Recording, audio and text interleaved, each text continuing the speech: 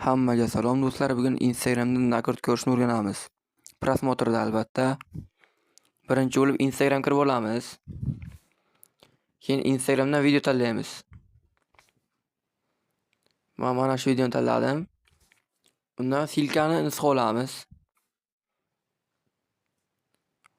Nusxa olgandan keyin esa Chrome kiramiz.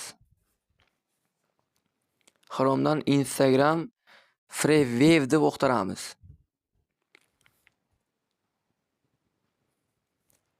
Birinchilikka turibdi. Birinchilik kirib olgandan keyin nusxa olgan silkamizni joylashtiramiz. Bu yerda ko'p anonga nakord kirsangiz bo'ladi. Like-ga, keyin Instagram o'sha prosmotrga, keyin jo'natish, saqlash, istoriyaga. Keyin tepada yashil chiziqcha to'lishini kutamiz.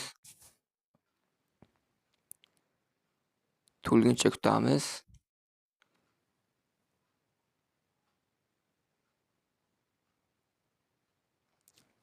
To'lgandan keyin esa Instagram qaytib kiramiz.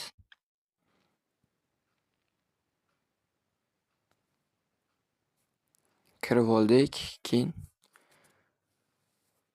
prosmotr birdan kelmaydi. 1-2 minut kutasizlar. Video o'tkazayotdim men o'zi. Yarmini kesib tayladim. Mana 1-2 minut kutdik. 1287 ta keldi. Birdan kelmaydi, asta-asta kelaveradi. Shu bilan videom tugadi. Obuna bo'ling. Qiziq video hali oldinda.